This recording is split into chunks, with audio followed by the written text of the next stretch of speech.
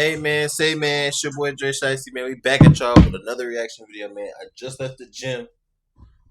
Tired of shit, man. But y'all can see I love y'all, bro. So I want to keep dropping for y'all, bro. I told y'all I was gonna be consistent, so I'm being consistent, gang. So today we got 17-year-old killer leaves body in local dumpster. Let's get into the video. Police are at the Morning Tree Park apartment complex after reports of a dead body in the area. Lying next to the dumpster is a body with multiple stab wounds so brutally beaten that it's nearly unrecognizable. You have a good face shot of the guy? Not a good face shot because he's like this. That's why I was associated. Officers immediately suspected that one of the tenants in the complex was the killer, but they would be horribly wrong. There was like blood all over the ground by the dumpster, and that his head looked like a smashed watermelon. Beat the fuck out of him and then stabbed him in the butt. That's when he started getting him. He hit him a couple of times and then stomped him a couple of times. A violent, unpredictable teen killer was on the loose, and police needed to find him before he murders again. Step out of the apartment now. You are surrounded. Doors open. Police department! In the early morning of July 30th, 2023, Lakewood police received a call from the Morning Tree Park apartment complex. The caller reported finding something next to a dumpster, describing it as gruesome. Officers were quickly dispatched to investigate. So who was the one that saw him? Who called? You did, sir? Me. So what happened? What did you see? Like, how did this all... Okay, me and her, was kind of like dumpster digging, right? And I see this red stuff, you know, we can have the dumpster. So I went in there and I see his body in there. While dumpster diving, Ted had come across blood leaking out from under the dumpster. Hold on, y'all. We gotta address this situation. This video already started off weird. First of all, dog in a dumpster. Digging in a dumpster. What the fuck is you looking for, gang? You're not finding $1 million in a dumpster, gang. So get the fuck out that bitch. Secondly, a dead body in that bitch, gang? When he looked inside, he found an elderly man lying lifeless, bloodied and beaten until his face was no longer recognizable. Officers now needed to identify both the victim and the person responsible. Fortunately, there was someone at the complex who could help them with the former. So... I see his blood. Yeah, so I'm just trying to figure out if you might... Sounds like that he's one of your residents. I can look. This is Ryan, the apartment complex manager, and he's going to be vital in finding out who the victim actually is. Because we don't have an ID, right? No, we don't. Okay, so let's... That's not the better idea. For now. So we recognize this guy? Obviously, it's not the best picture, but... Do you think you know who he is? Possibly. If I can see the picture again, it'd be better to identify now. How about you just give me the name, I can bring up DOL. He wouldn't be in there. What's that? He wouldn't be in there. Well, I'm sure he'll have some kind of ID. No. You don't think so? Absolutely not. Never? No. Okay. He was a really nice guy, actually, though. I mean, I had a relationship with him. We were like friend-wise. He don't even trust like anybody with like social security cards or anything. He won't sign a lease. So he'd probably be about 63, 65, somewhere in there. He's partially African American, but he's really light skinned. Skinny, tall. Yes. Skinny. Yeah. Yeah, that could be Leonard. What's his last name? And we're working on that right now. Well, they're turning their computers on right now, right? You want to come with me? I can just give you a key. I'll give you a ride over there and ride back if you want. No. We'll drive over there to go check on him. But yeah, but she's still trying to pull the data. Yeah, but I can pull a key for you and she'll get that. Yep, we'll go check on him. So right. A9, I will meet you over there. I'll meet you. Yeah. The officers finally had a name, Leonard, but that doesn't solve their biggest problem. According to the manager, Leonard suffered from extreme paranoia and refused to have any form of identification associated with the government. Without proper identification, the investigation would soon become a lot more challenging. Still, officers would search their system, hoping something might come up. Find it. I found a couple. We just have to start running them for... Any DOL or prior bookings or anything? There's bookings. Yeah, That's 2019. Okay, now he's dealing with crap too. Okay, we're gonna go to A9 and see if this guy's there. Okay. So Megan, no, do you mind talking to my partner? He's the one that's primary. Okay. We're gonna go check that apartment that you gave us. Make sure there's no one in there. Like, I told you, this is the weirdest fucking reaction ever. Why the fuck do she got a... First of all, she had the Seahawks shirt on. Then she got a fucking turkey. What the fuck? You just found a dead body and you ask, can you help with a fucking turkey in your hand? Bitch, this ain't Thanksgiving. But if you want to sit down and hang out, Okay. That's While not the officers dick. continued searching the database for possible matches, others went to check the supposed victim's apartment. And with help from the manager, they quickly got the key. What the fuck?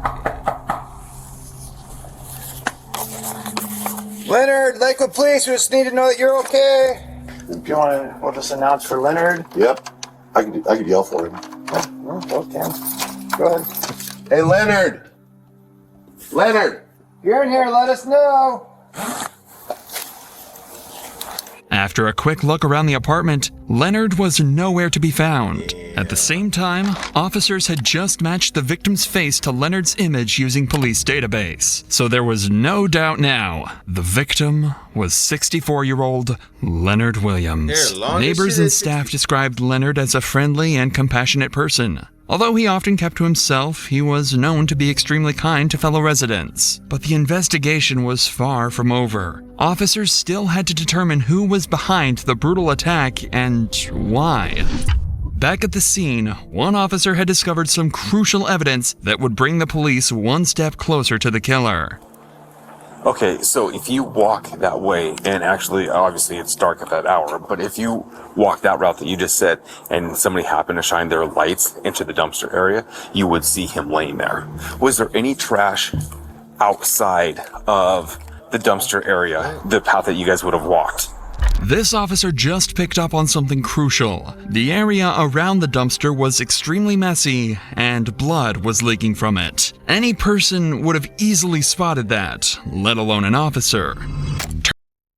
What the How do you fuck? go from zero experience to flying for one of Tell the me- world's largest tell me one of airlines? the cops Let's find backdoored out it, as we bro. go behind the scenes. Turns out, just 12 hours earlier, police had been dispatched to that same apartment complex on a noise disturbance complaint. The call was made around 8 p.m., and the responding officer's dash cam shows him returning to his vehicle by walking through the side path, the exact one that leads up to the dumpster where Leonard was found. The officer didn't notice any leaking blood or hear suspicious commotion, which means that whatever had occurred had happened after the officer shit. I thought left. they was From gonna this, say- the timeline of the gonna say murder something was crazy. vastly narrowed. But more importantly, the disturbance call that the officer responded to had been made about a group of teenagers from the apartment complex unit J54. According to the manager, this group was well known for partying several days of the week and not paying their rent on time. However, little did they know that the police would catch on to what they were doing at last night's party and why there was a dead body just a few feet away from their apartment.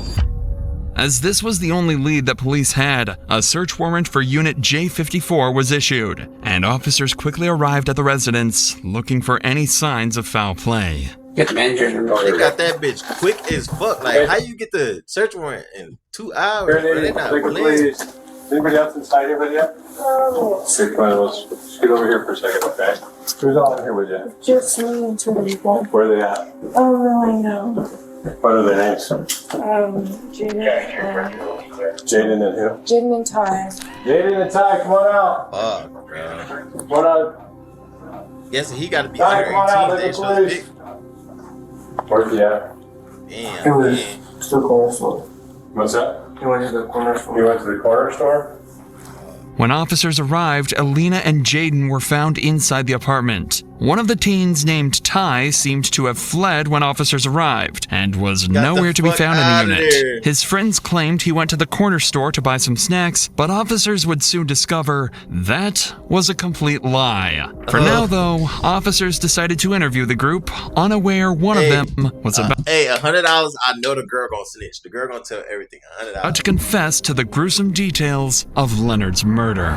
But before we continue, life can change in an instant. That's what happened in November 2021, when a father of two was tragically shot and killed while attending a pop-up party held at an Orlando business complex that lacked proper security. His grieving family needed help fighting for accountability, facing powerful property owners. They turned to the sponsors of today's video, Morgan & Morgan. Their experienced attorneys fought hard and secured an $11 million bond. Okay. Interview the teens who remained in the apartment, suspecting they know more than they've let on. Okay. Not here? Yep. Do you know why we're here? Yeah. You're not, so I'll make it clear to you, you're not in trouble right now, but you're a witness to something. And so we need to talk about that, okay? I wasn't. I got video. You can say I was a witness, and I understand, but when I heard what he did, I did not walk down the stairs for a reason. What did you hear that he did? I heard that he beat up this dude for really no reason. He said that the homeless guy stepped to him, or the homeless guy asked for a cigarette. Or How well do you know him? Chubbs? Yeah. I've known him for like a month.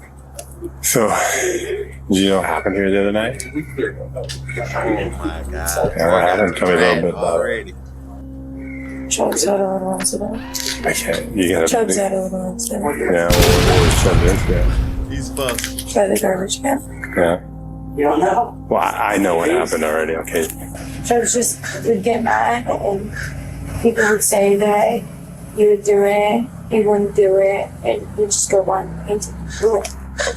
But So Chubbs definitely had an anger problem. yeah, when he drunk, he would get very violent. Okay. He would be very unhappy. The next thing you know, Chubbs flies open the door, and he looks at me, and he's got this smile on his face. He's like, I'm so sorry, but I did something really bad, and I made a big mistake, and I really didn't need to do it. And I go, what'd you do? And that's when his smile completely shut off. So I think he realized, like, he really just took some fun. And he's like, I killed somebody outside. Did he tell you how he killed him? How did he? He beat the fuck out of him and then stabbed him in the throat. This guy is laying down on the side of his face, like against this way. Mm-hmm. All you see is him, Chubbs is like down on the ground recording him, and then just starts kicking it like it's a joke. With these two new crucial statements, police now had two suspects at large. Chubbs. So you telling me bro killed him, stabbed him, was kicking him while recording him? Then you come back in the crib and start crying? Fuck is wrong with you, bro? Oh, brain fucked up. And Ty, with their primary focus being on 17-year-old Brody Chubbs Brownout. Parents of children who play Roblox. He tripping. His If life your child, bro. See, when you do stuff like that, bro, I ain't gonna lie, you deserve to go to jail again. Cause dog wasn't even homeless. He living at his apartment. pressured to share explicit content. According to Alina, Brody had 2 bottles of tequila and was also high on marijuana the previous night. To make matters worse, he had a reputation for getting violent when drunk. At some point, he briefly stepped outside the apartment and happened to cross paths with Leonard in the parking lot. Leonard may have confronted him about the loud music, or, given his paranoia, he might have simply been talking to himself. Either way, Brody likely saw him as an easy target, and Leonard became the victim of his violent outburst. Alina was also the first to mention something even more disturbing. Brody had recorded the entire thing on Snapchat. He filmed himself beating and stabbing Leonard to death, then sent the video to friends at the party. With Brody as their prime suspect,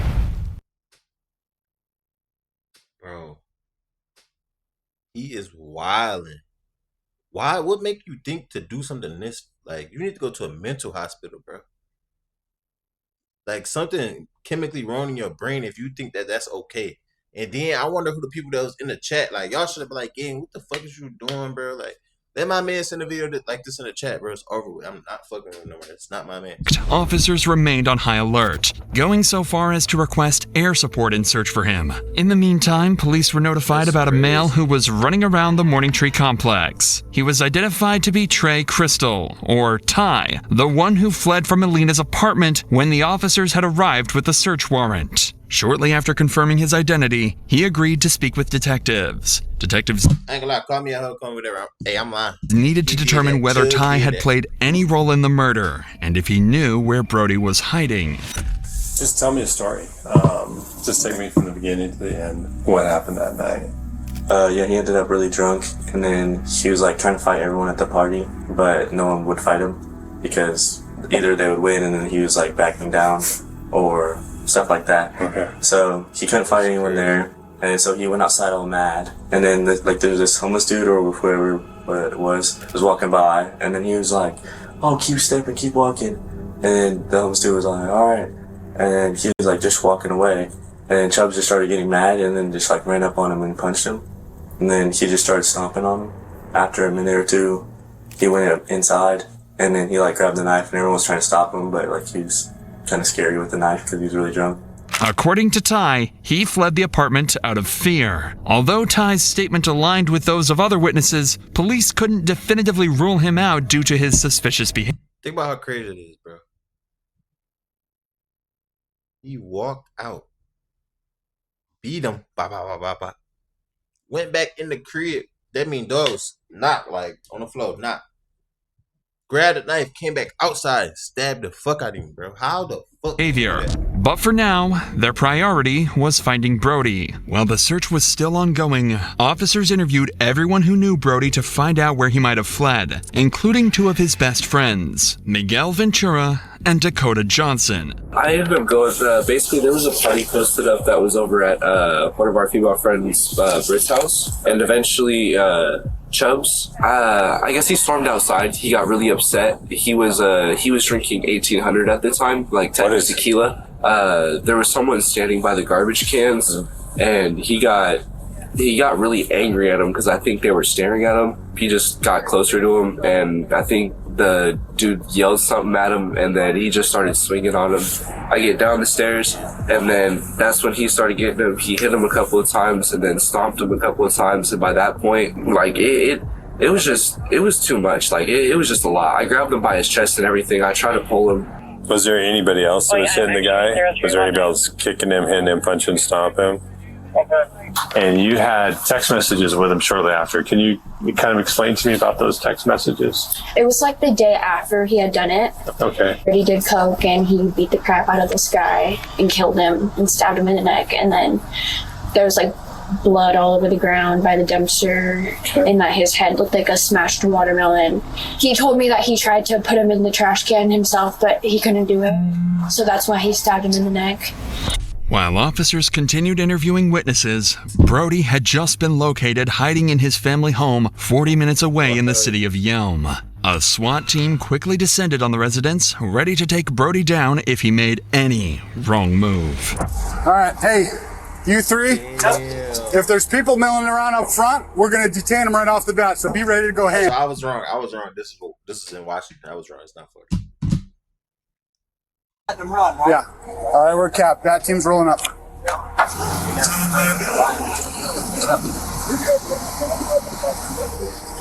Male in the stairwell. Dom, it's his first entryway right here on the right. Hey, move up. They called the whole SWAT team. Move up. I want to be able to see that door. Hey, let's bring it back here. No sense in standing out there. No sense in standing out there. There we go. All right, I got hands on her. Okay. You got cuffs? Yep. Okay. All right, step this way. Just keep your hands up. I want you to set your phone and your drink on that little concrete barrier right there. You need to set? Yep, got it. Now I want you to step out to me. Come on. Put your hands on your head, flip around, face the building. Okay. We're good for right now. Down. We're just detaining one more. Hey, come down. Set it down right there. Now put your hands on top of your head and step over to me. I appreciate your cooperation. I don't know what's going on. So I'm like, what the hell? Brian and Jeff, the first two to come out, were Brody's friends, staying in the apartment with him. The two claimed they didn't have any knowledge of what was going on or why Brody was being arrested. The next one to come out was their primary target, Brody himself. Remember, I took a study with that. That's got to be the craziest. You guys can even experience hang ever, here. bro. We're just going to send an entry team up. Just want eyes on them. Okay. Hey, Jay, just for your knowledge, cell phone and Sprite belonged to white t-shirt. Cell phone and what he was holding, black t-shirt. Okay. All right. Good? Kevin, who we got? You gonna make the Ryan, storm? Cassis, Mike, and I are going to move up. You guys hold the windows. Hey, that's primary on Yep. there. Primary right there. All right, black shirt. Start walking this way. Start walking this way. Keep walking, keep walking, keep walking. Come here. Damn. Walk to me. Face the building. Put your hands on your head. All right, primary's in custody. Brody was finally escorted from the house and delivered into the hands of justice. He was charged with assault and homicide in the first degree. He had originally pled not guilty, receiving a bail of $1.5 million. Neither Ty nor anyone else at the party was charged, as the Snapchat video clearly shows that Brody acted alone, consistent with witness statements. Although the exact motive for the murder remains unclear, Brody's extreme intoxication and well-documented issues with aggression led to the tragic death of a kind and gentle person. Following his initial hearing, Brody returned to court and changed his plea to guilty. He received the maximum sentence of 25 years in prison. I dare you. Bro, he still even got a break, bro. 25 years in prison, bro. You stomped and killed the nigga, bro. Probably do like what 20 years. You probably gonna get good time, get some probation. 20 years, bro. At 17, you get out at what 30, 37. You did all right, bro. But damn, bro, I feel like he definitely should, that's the end of the video, bro. But he definitely should have got more, bro. That's crazy, gang. You beat him up for no reason, stumped him out for no reason, stabbed him to death for no reason, and only got 25 years, bro. You got a break, gang. As far as I'm concerned, you got a break. As always, man, y'all stop doing that dirt, bro. Be safe, man. 2026, man. Keep grinding. See y'all in the next video.